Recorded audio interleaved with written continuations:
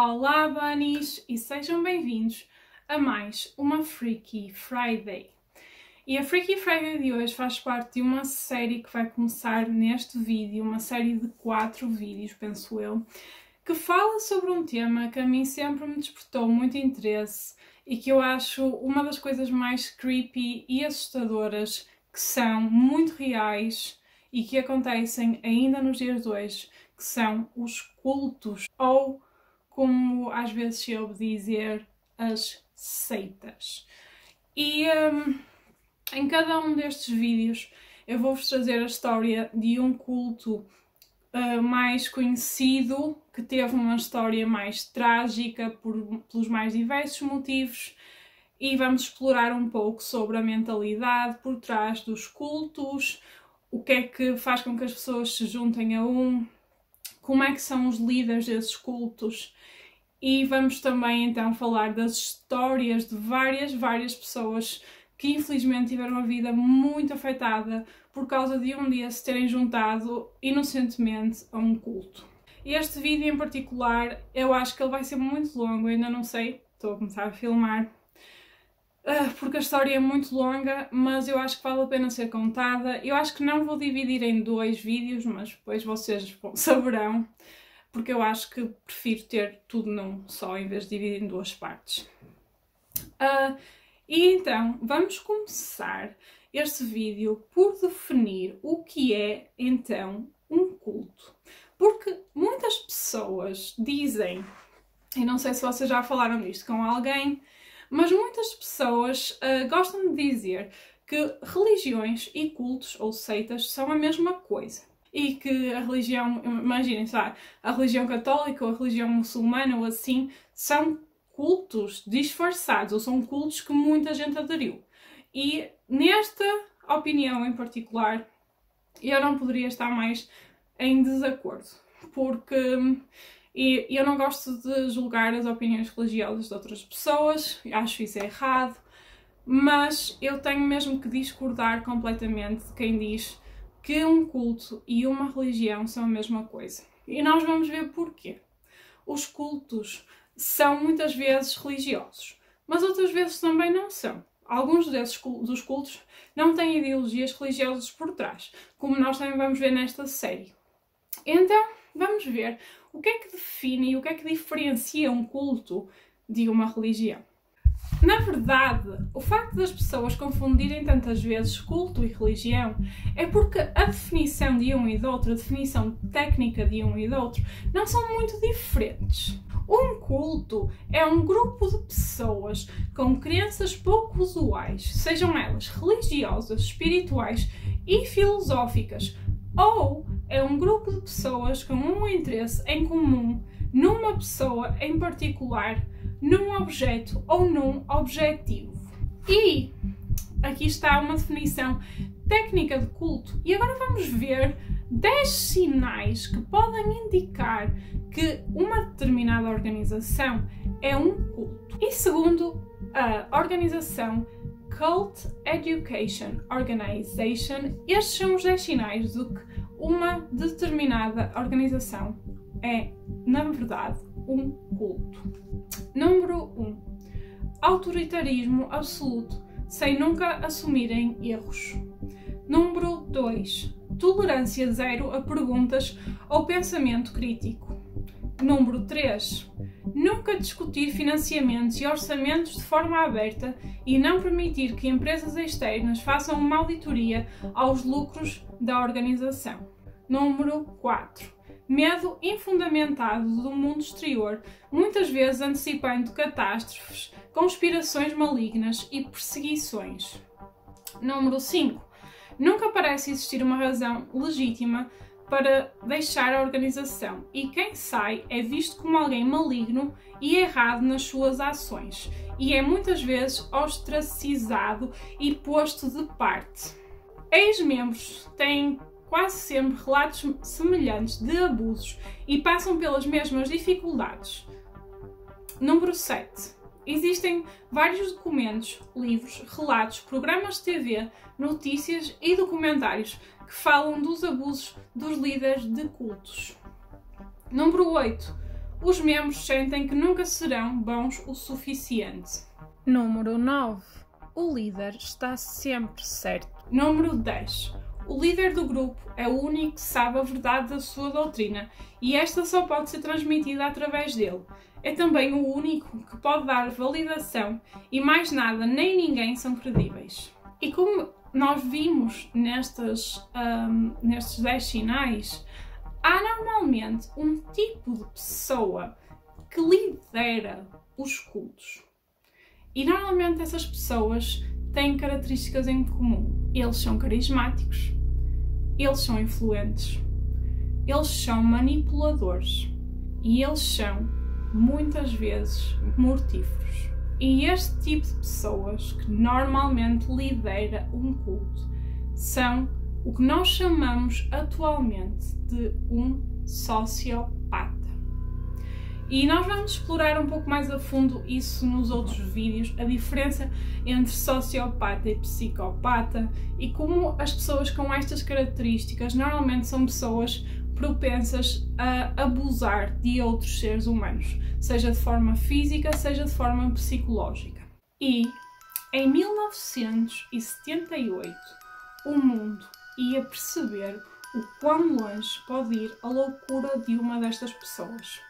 Um paraíso no meio da selva da América do Sul torna-se na prova de que os cultos podem ser fatais.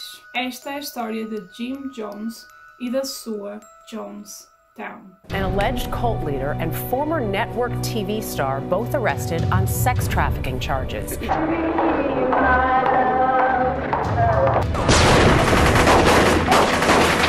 I haven't killed anyone. I say you do exactly what I say.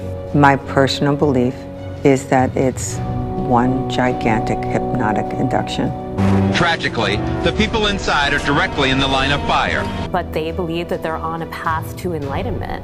In all my years, I have never seen anything like this before. If we can't live in peace, then let's die in peace.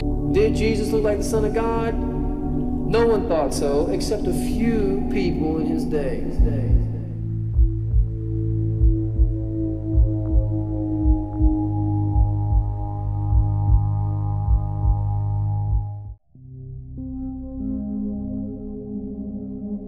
I think Dad always knew he was a fraud, and what people seemed to think he was not who he was. I thought that Jim could actually walk on water. I seriously thought that he had the power of God. He is the mass murderer. And you asked me before what I felt about Jim Jones. I think he's a monster. Jim Jones became a maniac, there's no doubt about it. You said he's crazy. No. Do you think he was always crazy? No, I don't. I don't think he was always like that. There's a little town in Indiana. The moment I think of it, a great deal of pain comes. As a child, I was undoubtedly one of the poor in the community. Never accepted. Jim Jones nasceu na cidade de Lynn, no Indiana, em 1931. Ele vinha de uma família muito pobre. A mãe dele era o único sustento da casa, era a única que trabalhava, porque o pai dele era alcoólico e não tinha trabalho. A mãe era uma pessoa revolucionária que fundou um sindicato dentro da fábrica onde ela trabalhava. E esta é uma característica que nós podemos ver mais tarde, que o Jim Jones adotou da mãe. O Jim Jones, em criança, ele era visto como uma criança estranha. Ele era obcecado por religião e pela morte. Muitos dos seus amigos de infância afirmam que o viram a matar vários animais e a fazer funerais para estes animais. E como o Jim Jones vinha desta família disfuncional, ele era muitas vezes deixado sozinho para fazer o que queria, ou seja, ele não tinha o apoio dos pais, não tinha uma pessoa a olhar por ele, e então ele era quase como uma criança sem direção. E ele sentia-se muito ostracizado pelos outros e posto de parte porque ele era estranho. Ele sempre se sentiu um marginal. E na altura em que o Jim Jones era criança e quando ele cresceu, o outro tipo de pessoas da sociedade no Indiana que eram considerados marginais eram as pessoas de raça negra, porque havia uma grande segregação nos Estados Unidos. E o Jim Jones sentia uma grande proximidade por estas pessoas, porque ele também se sentia posto de parte. Quando ele era mais novo, ele juntou-se a uma igreja pentecostal e foi nesta igreja, pela primeira vez, que ele se sentiu integrado com algum grupo. E ao frequentar esta igreja, o Jim, ele observava admirado como as pessoas paravam e escutavam, assim, tipo num transe, numa admiração, o pastor da igreja.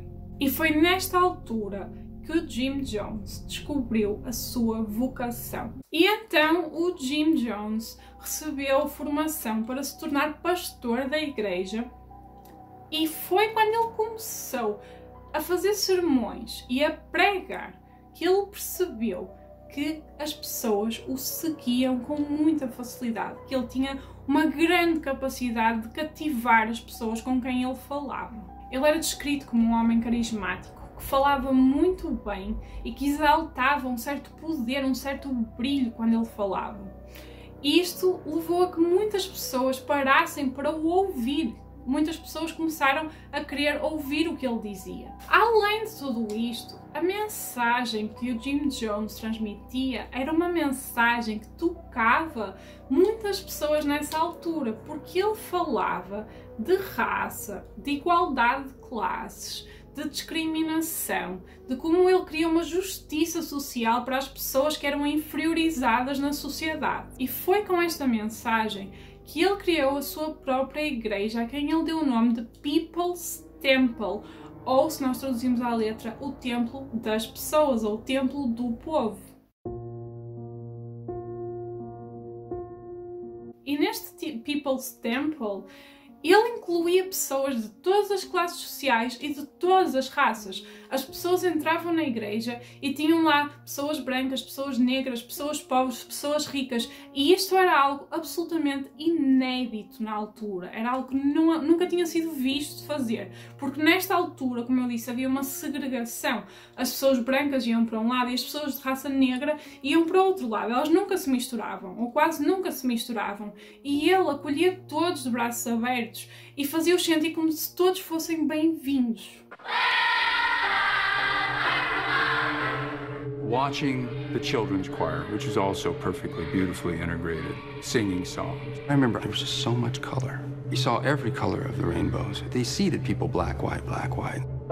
Dentro do People's Temple, o Jim Jones criou várias instituições de solidariedade, como por exemplo creches, centros de reabilitação para toxicodependentes, casas para sem-abrigo, lares de idosos. Mais tarde, o Jim Jones e a sua mulher Marceline Jones, eles adotaram 3 crianças de raças diferentes, uma de raça negra e duas asiáticas, e depois eles acabaram por ter um filho biológico. Portanto, e eles chamavam a esta família, família arco-íris, porque incluía várias raças e vários tons de pele. E isto que vocês também têm que entender é que era algo inédito. O filho do Jim Jones, que ele adotou de raça negra, foi a primeira criança afro-americana a ser adotada por um casal branco no Indiana. Porque as pessoas não adotavam crianças de outras raças. Isto não era comum, entendem? Era uma época em que isto não existia. Mas, por outro lado, o Jim Jones sempre fez questão de chamar ao filho adotivo, esse tal filho que é o Jim Jones Jr., que é o filho adotivo de raça negra dele, ele fazia questão de lhe dizer: tu és o meu filho adotivo negro. I say my real claim to fame is I was the first African-American child adopted by Caucasians in Indiana. And he always reminded me that. My adopted black son. Not my black son. Not my son, my adopted black son. Aliás, a certa altura, estes filhos adotivos dele começaram a perceber que ele os usava quase como um acessório, quase como uma forma de mostrar às pessoas: veem, eu adotei crianças de outras raças, eu sou boa pessoa, eu adotei estas crianças que ninguém queria. E então ele usava isso quase como uma propaganda para a mensagem dele. E à medida que o tempo foi passando, dentro do People's Temple, o Jim Jones foi falando cada vez menos de religião e cada vez mais num cenário apocalíptico, gerado pela luta pela justiça social. E isto, se vocês estiverem atentos a este vídeo e àquilo que eu disse no início, é um dos sinais de que as pessoas estão num culto. Os cultos muitas vezes criam estes cenários. É o fim do mundo, vai acontecer uma guerra, vai acontecer qualquer coisa muito má, muito trágica, e somos nós que podemos mudar isso. E esta é uma das coisas mais típicas dentro de um culto. E não foi diferente para o templo das pessoas de Jim Jones.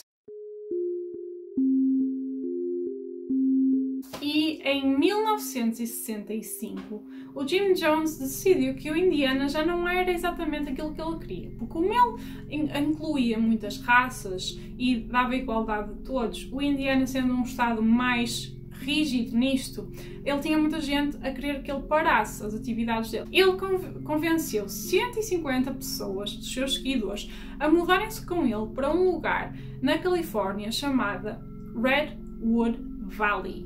I told Edith, if you follow Jimmy to California, you're crazy. So what did Jimmy do but took her to a psychiatrist and sent me a certified letter that she is of sound mind and she is not crazy. I was there the afternoon that Edith drove away. I didn't know I'd never see her again.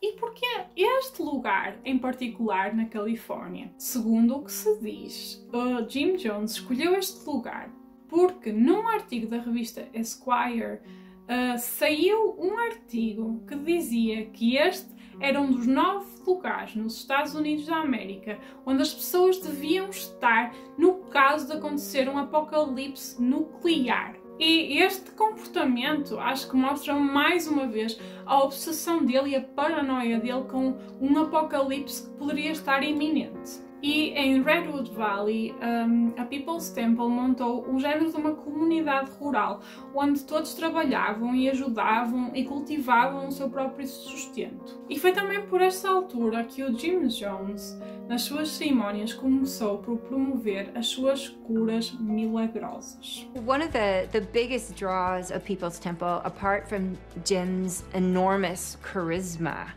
and his social justice message, was his supposed ability to do faith healings. Jim Jones was willing, in order to establish this egalitarian, utopian Christian community, he was willing to not always be honest. E estas curas milagrosas eram basicamente o quê? Curar pessoas dos mais diversos problemas através do Espírito Divino que alegadamente teria descido sobre ele e que fazia com que ele conseguisse ter uns poderes quase divinos que podiam curar qualquer coisa nas pessoas. E desta forma, o Jim Jones mostrava aos seus seguidores como ele possuía um poder que mais ninguém possuía, só ele. E isto gerava ainda mais admiração para com ele, para as pessoas que estavam inseridas lá. E com mais admiração, crescia também o seu poder e o seu controle sobre os fiéis. E agora vocês perguntam, ele fazia estas curas? E como é que ele fazia estas curas? Porque as pessoas assistiam. Bem, elas eram falsas. Então, um dos truques mais comuns que ele usava era pedir a uma mulher que trabalhava para ele, uma senhora idosa, para se fazer passar por uma pessoa paralítica no público que não conseguia andar. Depois, o Jim Jones iria dizer-lhe que ela ia andar naquele dia, que ela ia poder voltar a andar.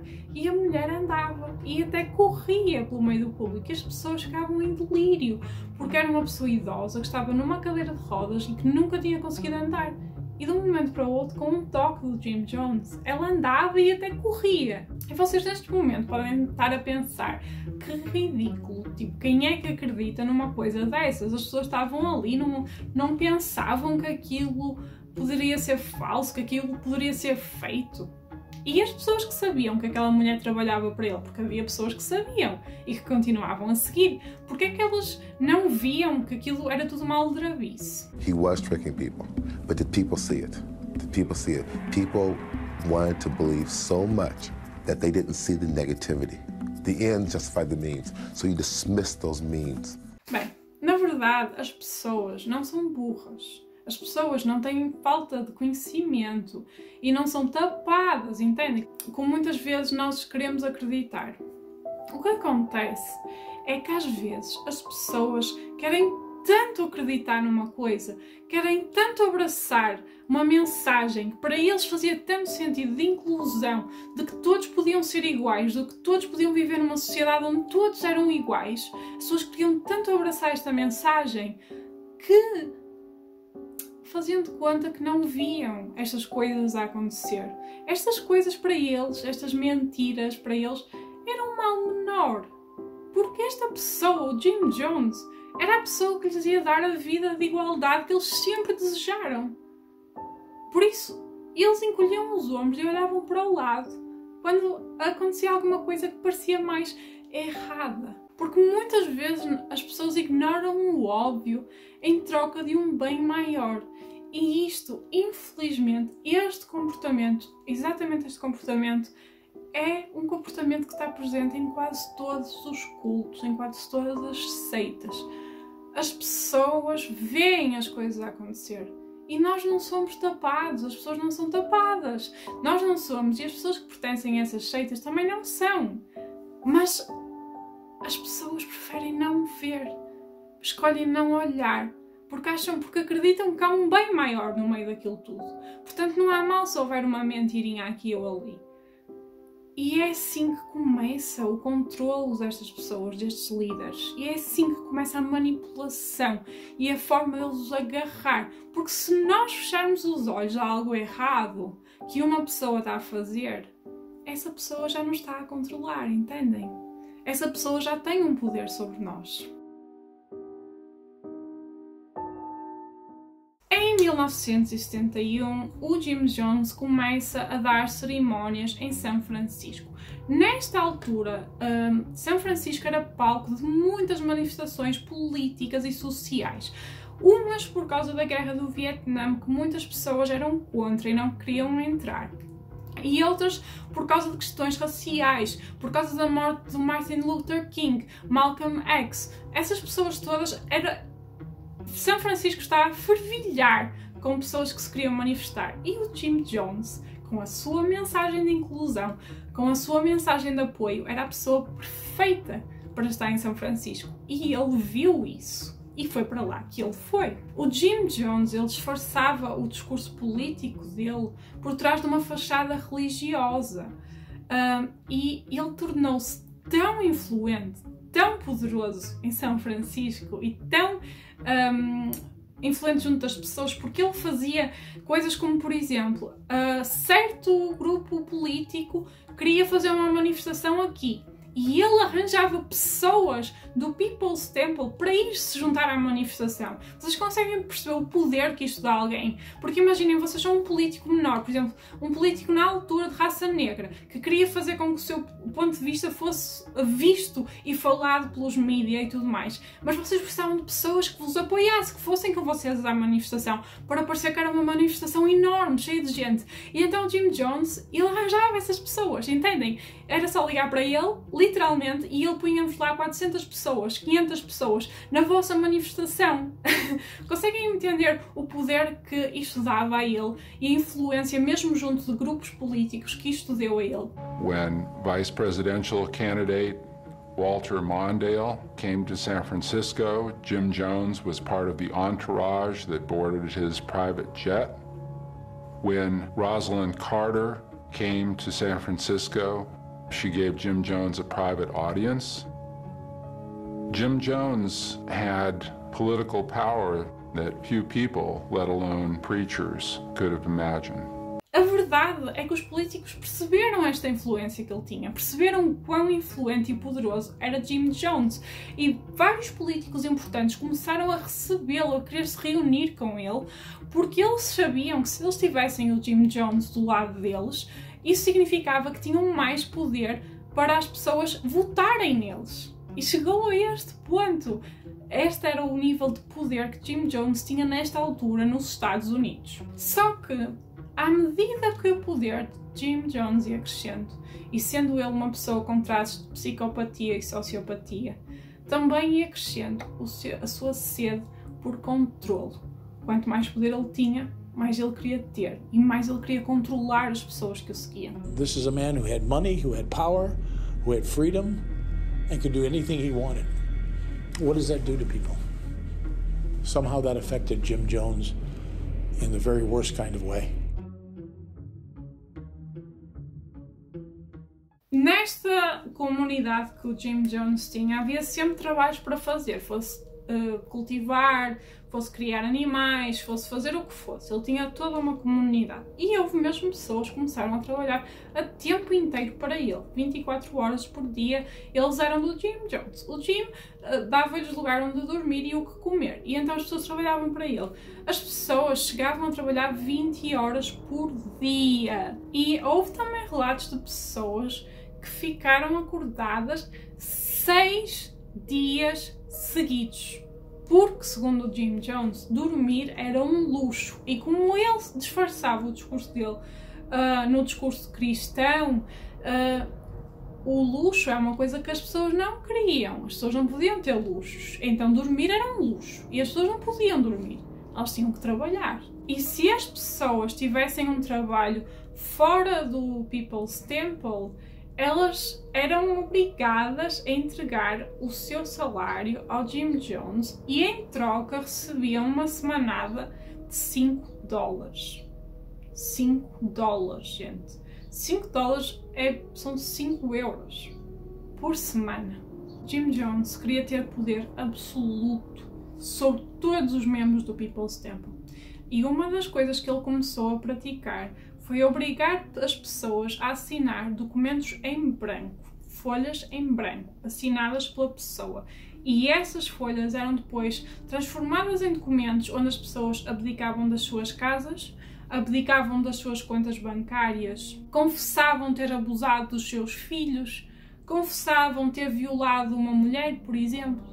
E tudo isto era usado depois como forma de chantagem. Entendem? Porque ele tinha aquele documento a dizer: eu, fulano tal, cometi um abuso contra o meu filho. E estava assinado. E isto era para o caso dele precisar de chantagear as pessoas, de as prender a ele. E as pessoas assinavam. As pessoas confiavam tão cegamente no Jim Jones que assinavam documentos em branco. Por esta altura também, o Jim Jones começou a criar ou a gerar a desconfiança entre todos os membros da congregação dele. One of the powerful things that Jim used to keep us to not think was that we were never really allowed to speak with one another. I'd look around and I'd say, am I the only one that feels this way? I learned eventually not to say anything to anyone.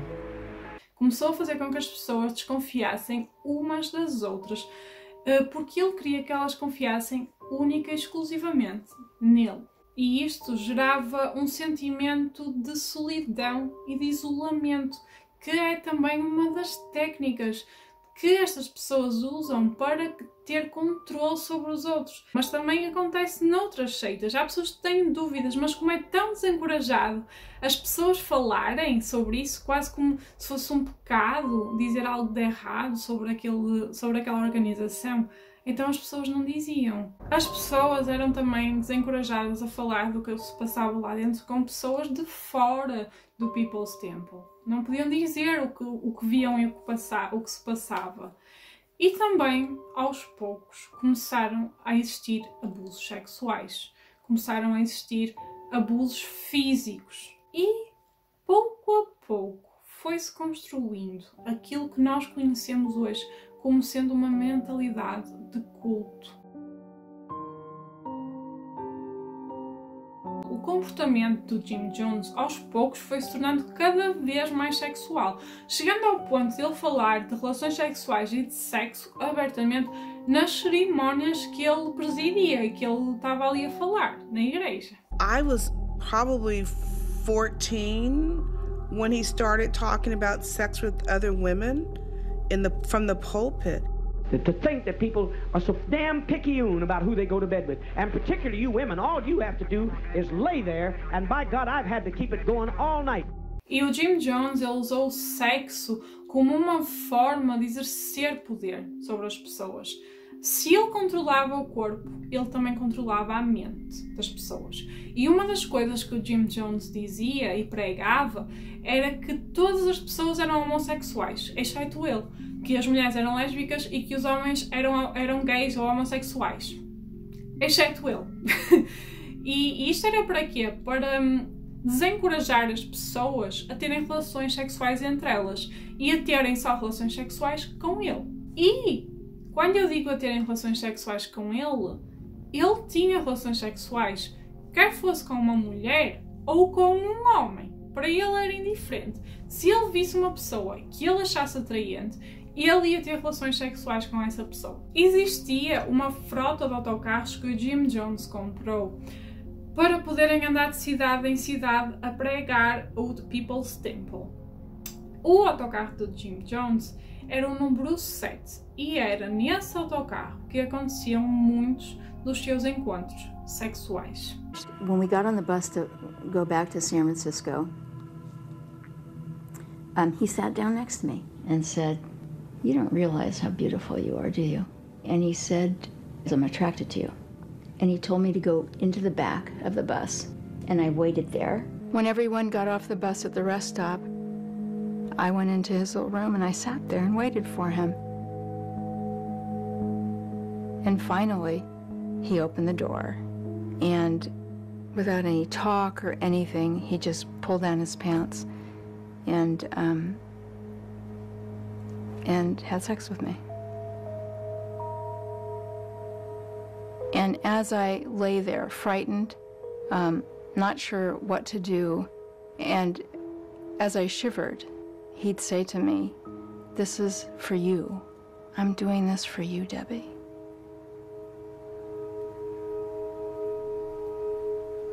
A determinada altura também, o Jim Jones, para agravar ainda mais toda a situação, começou a consumir drogas. E as drogas tornaram o comportamento dele ainda mais paranoico e ainda mais errático. Call me father, call me mother, call me morphodite, call me queer, call me whatever you want. I don't care what you call me. I'm not afraid of nobody.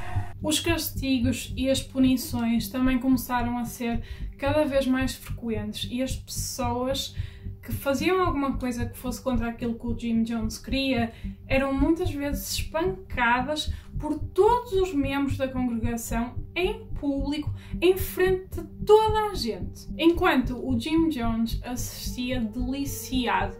Eu quero que vocês prestem muita atenção a este clipe que vamos ver agora a seguir. My father had a very large cruel streak. Punishment became a normal thing.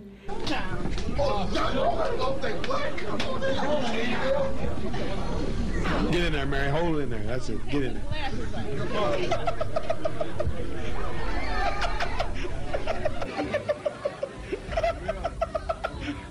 Mary's getting a hell of a time up here. Hold in there, boys. Black and white together, you're having a little trouble. They're turning blue. We lost one white one. We got one black and one blue. Hold in there, Simon.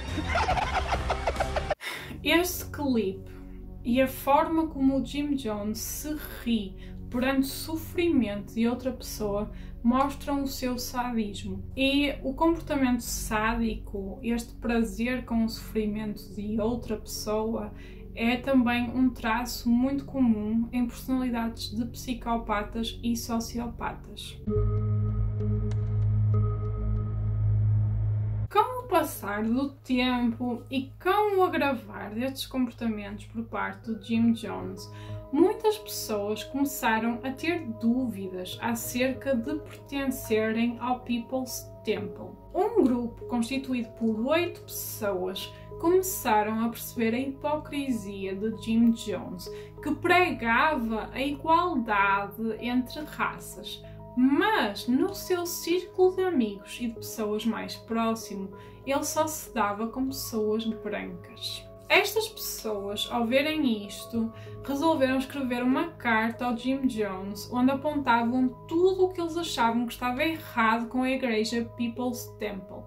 E entregaram a carta, ou melhor, eles leram a carta em frente a toda a gente da congregação durante uma das cerimónias do Jim Jones, do People's Temple. E isto deixou muitas pessoas chocadas e muitas pessoas começaram a sair do People's Temple nesta altura, porque perceberam com esta carta destas pessoas que aquilo que elas já vinham a desconfiar e a pensar era uma realidade para muitas pessoas.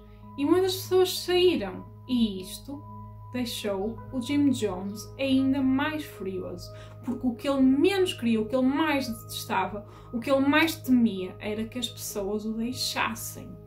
E então isto fez com que ele ficasse ainda mais paranoico, que o medo e que esta paranoia que ele tinha já com o mundo crescesse ainda mais. E a certa altura o Jim Jones chegou mesmo a acreditar que o FBI e a CIA andavam atrás dele, porque muito deste medo vinha do facto de que se as pessoas saíssem do People's Temple, elas fossem contar ao resto do mundo o que é que realmente se passava dentro daquela fachada de justiça social. Em 1973, o Jim Jones começou a abordar alguns dos seus seguidores mais próximos sobre se eles seriam capazes de se matar em nome desta causa. E foi nesta altura que ele falou pela primeira vez em suicídios em massa. E para estes suicídios em massa, que para o Jim Jones eram suicídios para passar uma mensagem, ele tinha várias ideias. Uma delas era eles saltarem da ponte Golden Gate em São Francisco.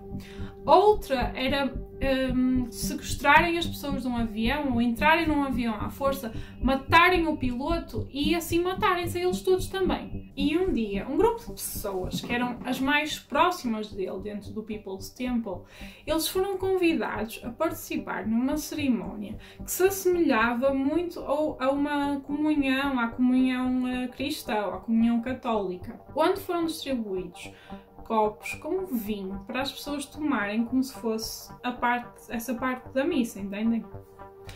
As pessoas acharam aquilo estranho porque eles não bebiam álcool dentro do People's Temple e eles já não bebiam álcool há muito tempo.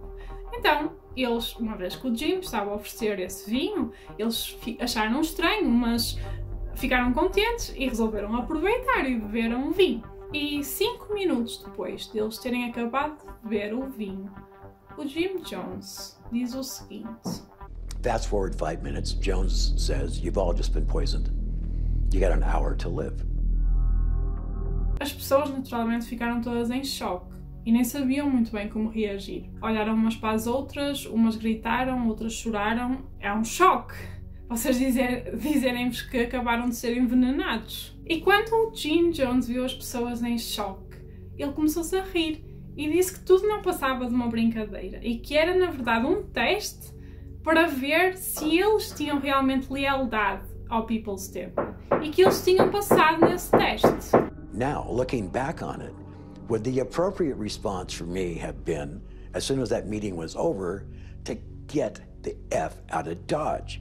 If this maniac is actually pretending to kill me, maybe this is a clue, Carter, that he's not the best person to be following. Aos poucos, Jim Jones foi passando a sua paranoia para as restantes pessoas do People's Temple, fazendo-as sentirem-se inseguras nos Estados Unidos. Segundo Jim Jones, mais uma vez usando a mensagem racial dele, como eles defendiam a igualdade, organizações como, por exemplo, o Ku Klux Klan, queriam exterminar o People's Temple. Então, era a altura de eles irem embora. E foi então que Jim Jones descobriu o seu paraíso na Terra.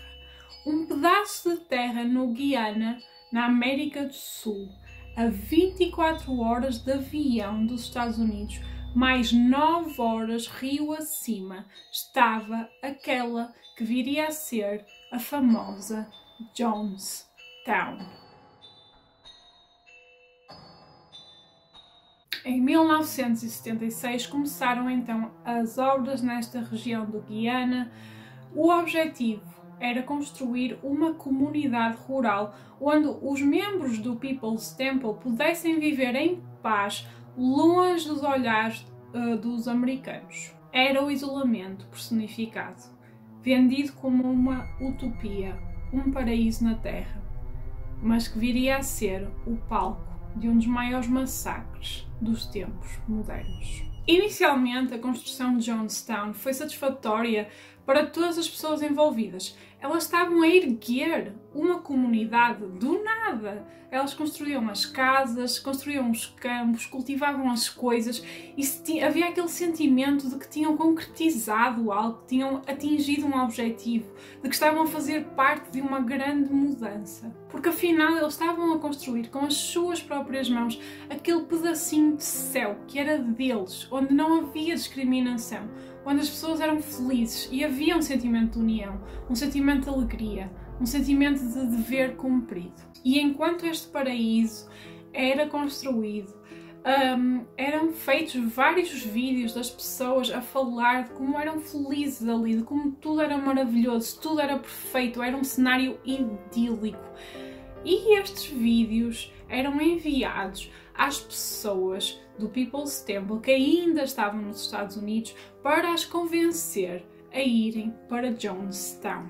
This is a beautiful place here, and you can see how all the banana plants and everybody here is really enjoying here. I am really grateful to be a part of this family. I really don't have any desire whatsoever to come back to the United States ever. We're a happy family, yes we are.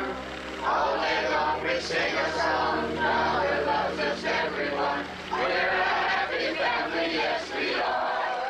O que eles não sabiam é que o que estes vídeos mostravam era uma mentira. Ao mesmo tempo que tudo isto acontecia, ex-membros do People's Temple começaram a falar com os jornalistas e com os mídias, a contar todos os abusos e tudo o que se tinha vindo a passar durante anos dentro daquela organização. Well, some ex-members, people who had been in the church for years and quit, contacted me and said, you don't know the half of it. E em agosto de 1977, a revista New West iria publicar um artigo que finalmente levantava o véu do People's Temple para todo o mundo ver. A fachada que Jim Jones tinha criado durante todos aqueles anos começava a desmoronar-se.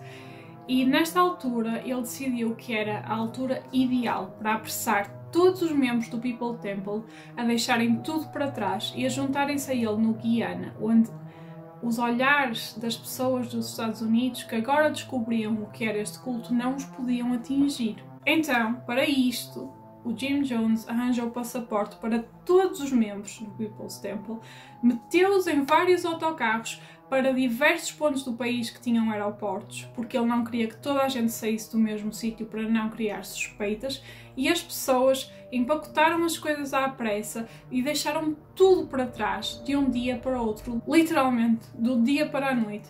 As pessoas pegaram as coisas delas e foram embora, sem nunca justificar nada, sem nunca sequer se despedirem dos seus familiares. Ao início, Jonestown era muito divertido. Era um sítio descontraído, onde as pessoas se divertiam, onde eram felizes e realmente elas sentiam que faziam parte da utopia que lhes tinha sido prometida. Mas, em pouco tempo, o medo e o controle começaram a instalar-se. As pessoas eram proibidas de sair e as que tentavam fugir eram severamente castigadas. As pessoas trabalhavam horas e horas seguidas, quase sem descanso nenhum. Além disso, a conversa e o tema do suicídio em massa continuava a surgir vezes e vezes sem conta. O Jim Jones ele tinha instalado um sistema de altifalantes por todo Jonestown E durante todo o dia e toda a noite ouviam-se constantemente gravações da voz dele, era sempre ele a falar, mais ninguém podia falar. Ele gravava a voz dele a dizer como os Estados Unidos eram maus, como eles vinham para buscar os filhos deles, como eles queriam meter as pessoas num campo de concentração, como eles queriam torturá-los. E sempre esta mensagem passava, dia e noite, sempre a soar na cabeça das pessoas. As pessoas que estavam em Jonestown, eles não tinham acesso a notícias, nem a jornais, nem a rádio, nem a televisão. E todas as notícias que eles tinham vinham do Jim Jones. E ele controlava tudo o que eles sabiam.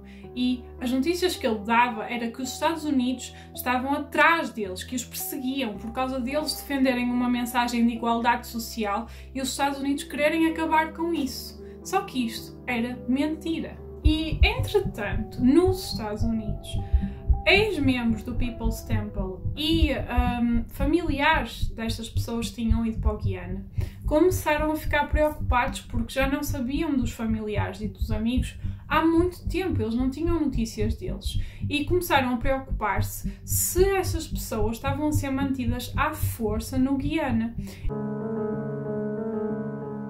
I think that Jim Jones took his group down there because he was afraid to face the publicity and answer the questions here in this country.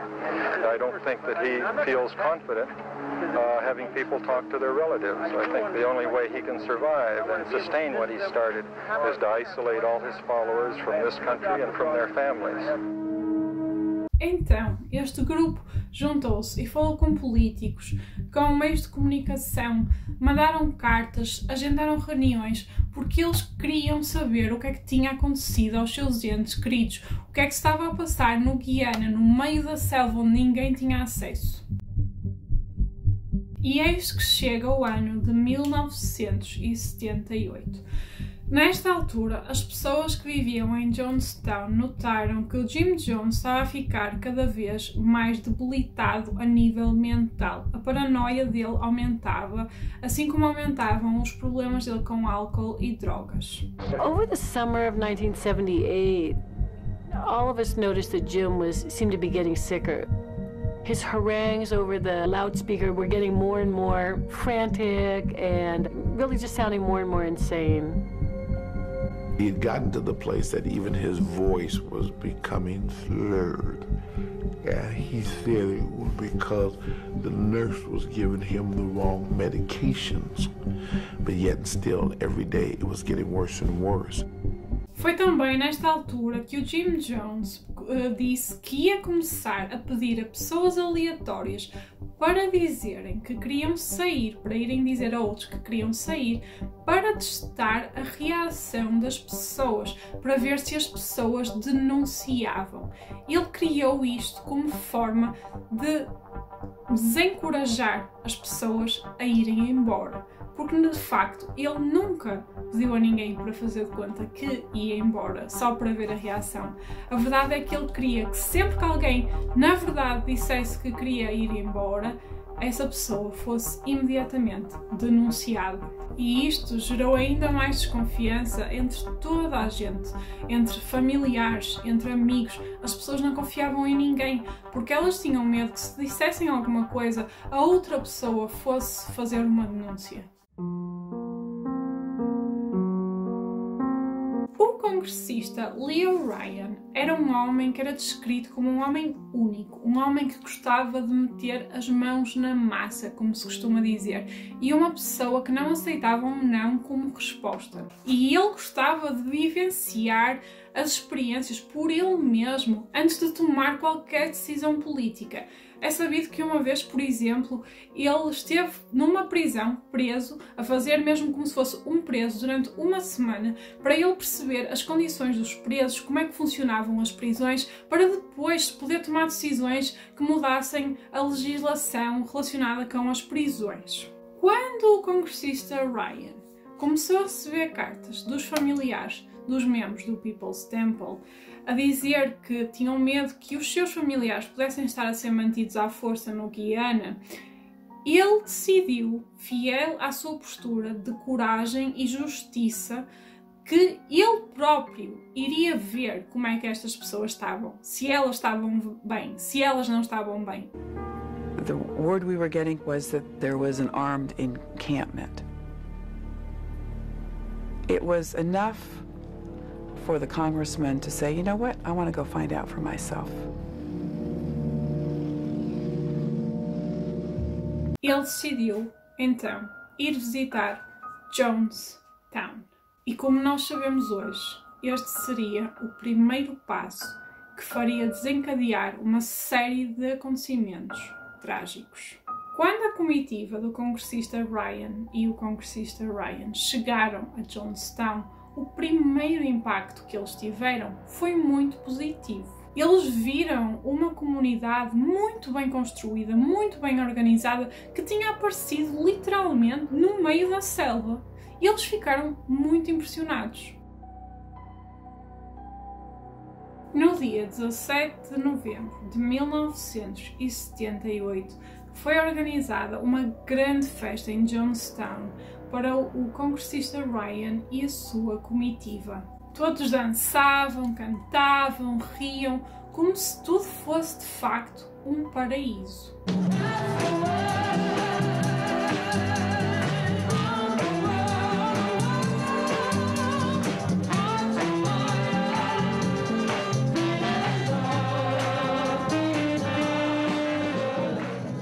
Esta alegria e união em Jonestown tiveram um impacto gigante no congressista Ryan. Ele, quando foi lá, ele esperava ver pessoas escravizadas e oprimidas, mas o que ele viu em vez disso foi liberdade e alegria. Este impacto foi tão grande que no final da noite o congressista Ryan fez o seguinte discurso. I think that all of you know that I'm here to find out more about questions that have been raised about your operation here. But I can tell you right now that from the few conversations I've had with some of the folks here already this evening, that whatever the comments are, there are some people here who believe that this is the best thing that ever happened in their whole life.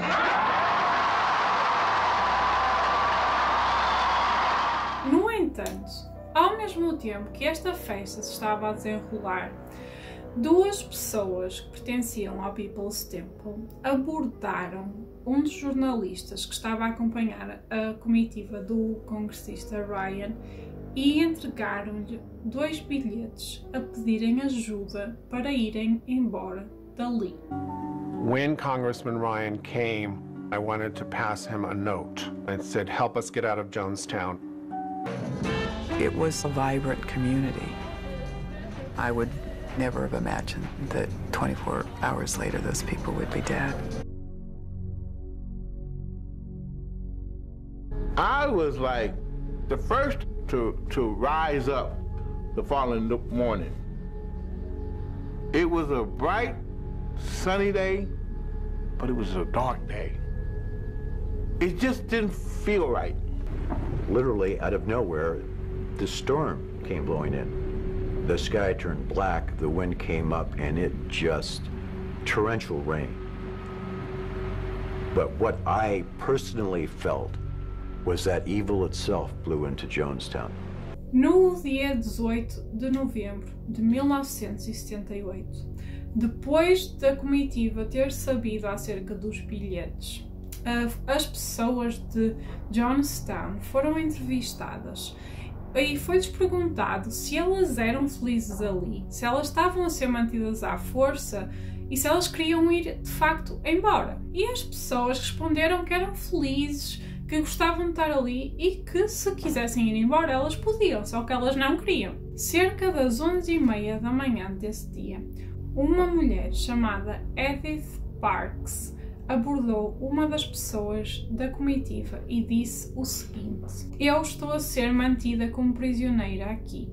Quero ir embora." Now, do I both understand you to say that you both want to leave Jonestown on this date, November 18, 1978?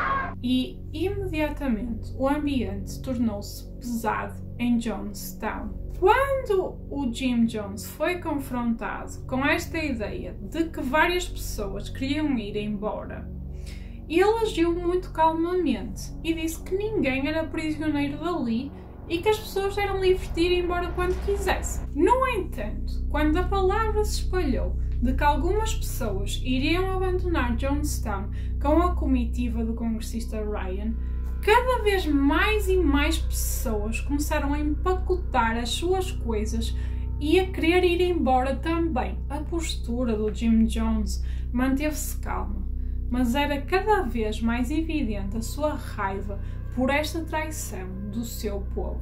E nesta altura, uma das pessoas que tinha entregue o bilhete ao jornalista na noite anterior foi falar com o congressista Ryan e disse-lhe o seguinte: I went and I spoke to the congressman in the pavilion. I told him, you are in extreme danger, you need to leave. And he said, you don't have anything to worry about. He says, you have the Congressional Shield of Protection around you. And I just looked at him like he was totally insane.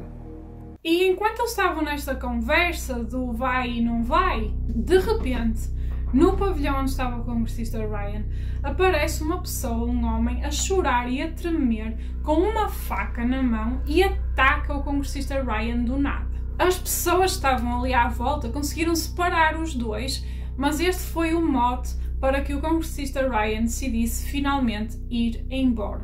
Shortly thereafter, Congressman Ryan starts walking out in this blood-stained shirt. Quando o congressista Ryan e a sua comitiva, mais algumas pessoas que queriam ir embora de Jonestown, chegaram perto do avião que estava no meio da selva, apareceu uma carrinha com os guardas de Jim Jones. A carrinha era uma carrinha de caixa aberta e esta caixa aberta estava tapada, as pessoas não viam nada, só conseguiam ver os condutores, o condutor, aliás, e as pessoas que estavam ao lado dele na carrinha. Testemunhas deste acontecimento disseram que os homens que estavam na parte da frente da carrinha saíram, não disseram nada, olharam para eles perto do avião, mas não disseram uma única palavra. Voltaram a meter-se na carrinha, deram a volta e ficaram entre as pessoas e a entrada para a selva, impedindo que elas conseguissem sair dali. As pessoas ficaram no meio. Tinha a carrinha, as pessoas e o avião. E foi aí que na parte de trás da carrinha vários homens se destaparam e começaram a disparar sobre as pessoas.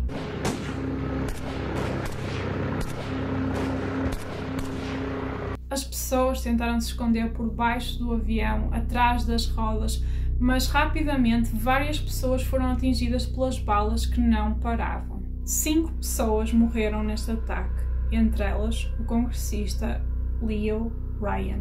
As pessoas que sobreviveram a este ataque, elas fingiram-se de mortas.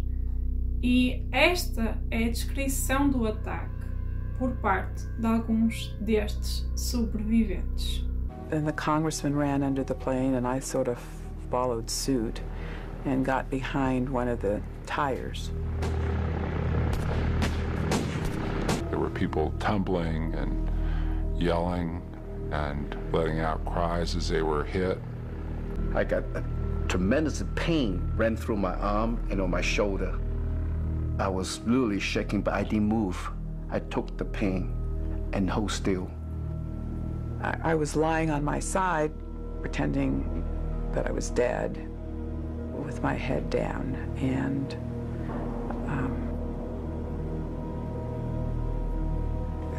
they came and shot me at point blank range. Enquanto isso, em Jonestown, um momento ainda mais sombrio avizinhava-se.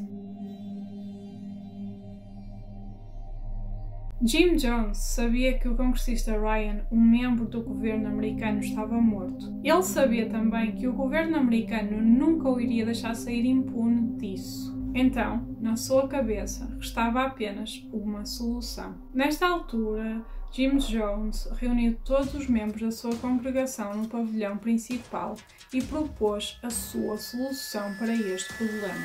Todos deviam morrer pela causa. Como? Bebendo Kool-Aid, que é uma espécie de sumo instantâneo, misturado com cianeto. E se vocês ouviram em algum lado alguma vez num filme assim a expressão drinking the Kool-Aid, she's drinking the Kool-Aid, que normalmente é aplicada quando uma pessoa está a acreditar cegamente no que outra está a dizer. Por mais sinistro que pareça, essa expressão vem precisamente do caso de Jonestown. Nesta altura, quando Jim Jones é exposto do que pretendia fazer, uma mulher chamada Christine Miller levantou-se e tentou chamar Jim Jones à razão. When we destroy ourselves, we're defeated. We let them, the enemy, defeat us. I look at our babies and I think they deserve to live. I do. You know? But also they deserve what more they deserve peace. We all came here for peace. On the last day of Jonestown, Christine Miller stood up and said, I don't want to die here. Why are we going to throw all this away? We've worked too hard. Mais tarde, o corpo de Christine Miller foi encontrado com marcas de injeção no braço. Acredita-se que ela foi injetada com cianeto à força por não querer participar na loucura.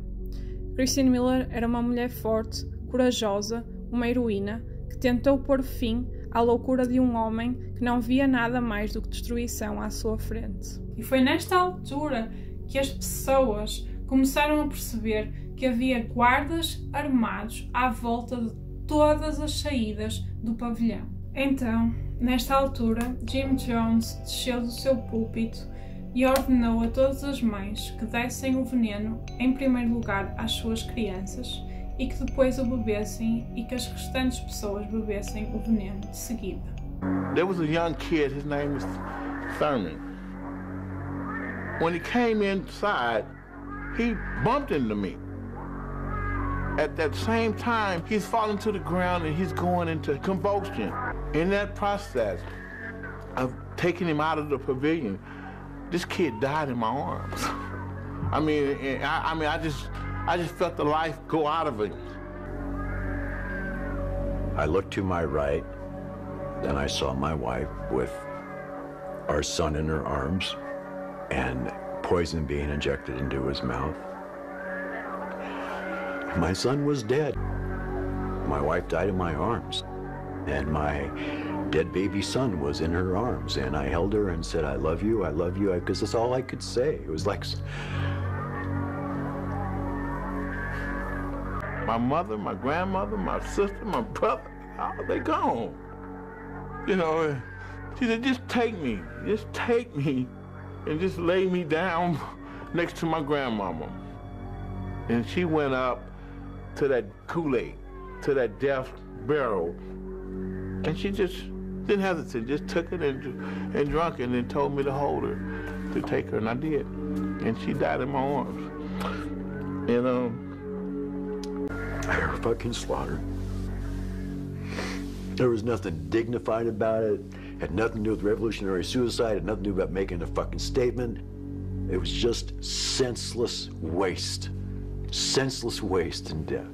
909 pessoas morreram naquele dia em Jonestown. Entre elas crianças, bebés, pessoas idosas. Quando as autoridades chegaram ao local para investigar os corpos, perceberam que muitas pessoas tinham sido baleadas e que não tinham morrido do veneno, mas sim tinham sido assassinadas a tiro quando tentavam fugir. Além disto, foram encontradas marcas de injeção que se acredita serem injeções de cianeto em várias pessoas que se pensa que tenham sido dadas à força, uma vez que as injeções apareciam no ombro e atrás do braço. E estas marcas de injeções apareciam também em algumas crianças.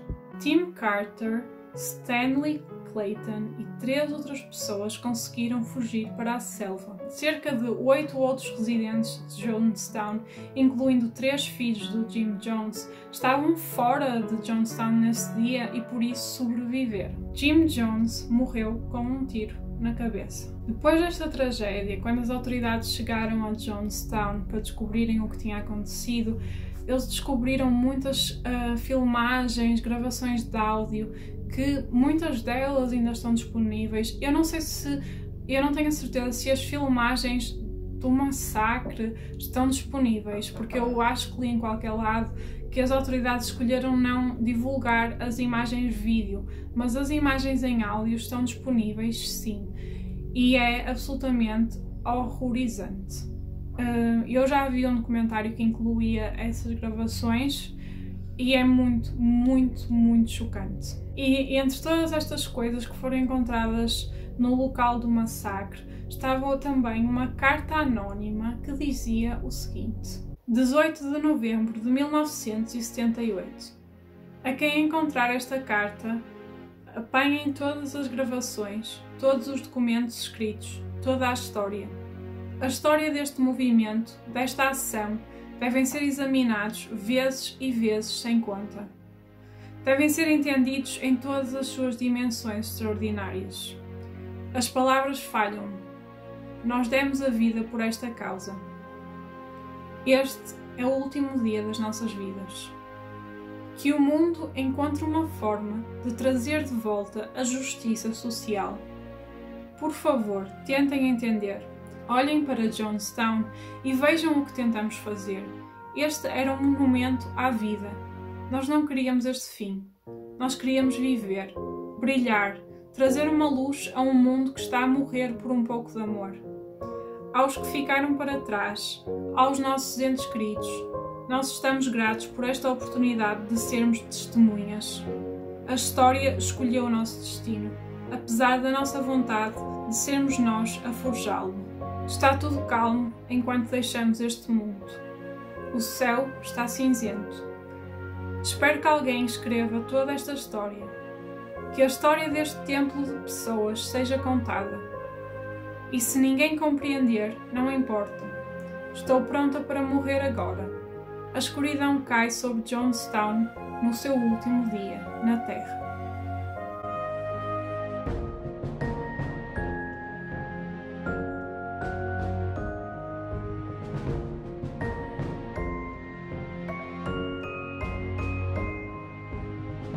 E esta é a história trágica de Jonestown. Esta história mexe muito comigo.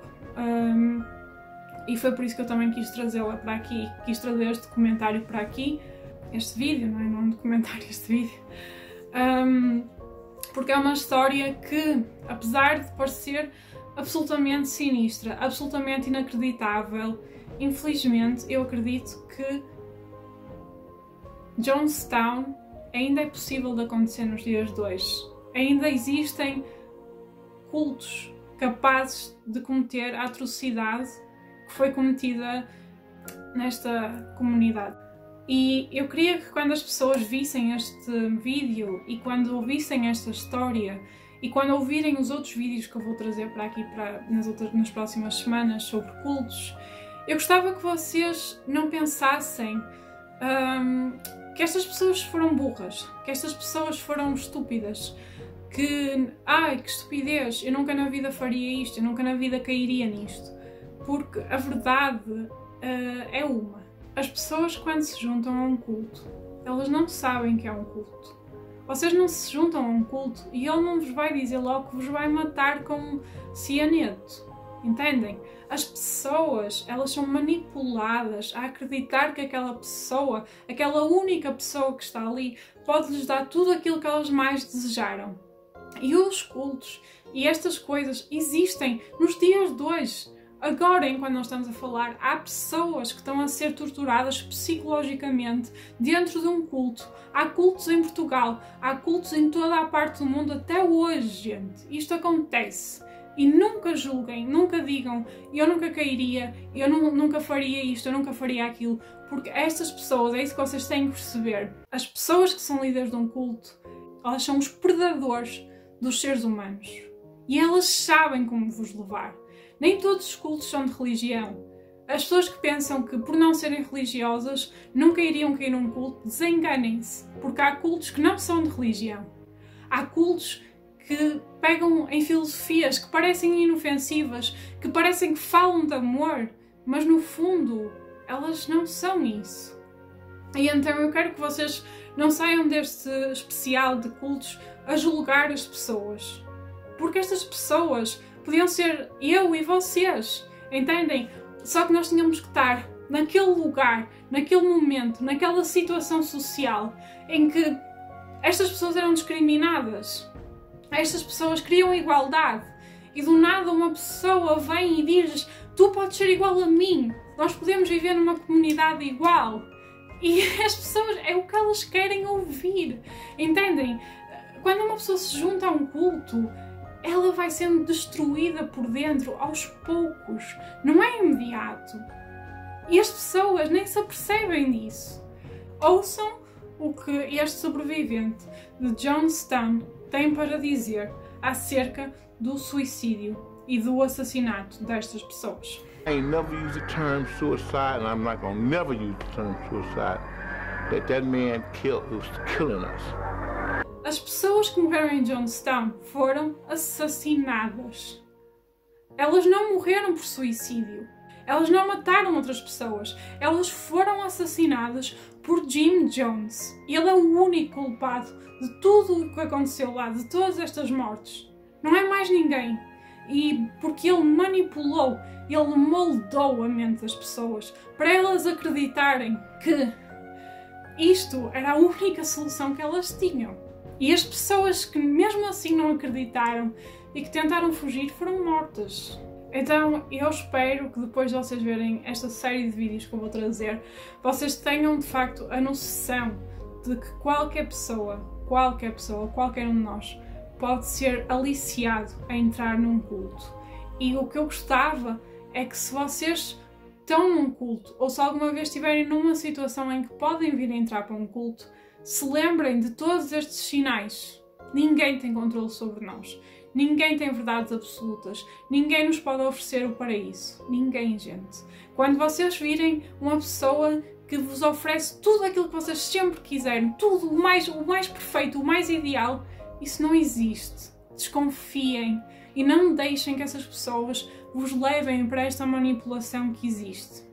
E as pessoas que estão dentro de cultos atualmente e que se aperceberam que estão dentro de cultos atualmente, que elas saibam que há sempre uma saída, que o mundo fora não é um mundo mau, que as pessoas podem sair e que há pessoas que as vão ajudar. E é isto que eu gostava de poder transmitir com estas histórias, que as pessoas realmente compreendessem isso. E eu espero que vocês tenham gostado deste vídeo. Há uns documentários sobre Jonestown que eu acho que são muito completos, e se vocês quiserem ver mais pormenores sobre o caso, que eu acho um caso interessantíssimo, apesar de ser muito trágico, eu vou-vos recomendar, e eu vou deixar por baixo o link para os vídeos do YouTube desses documentários, porque eles estão disponíveis no YouTube, e se vocês quiserem então saber mais pormenores, podem então ver esses documentários. E se vocês gostaram deste vídeo, deixem o vosso like, apoiem o canal e vemos no próximo vídeo. Um beijinho enorme. Tchau!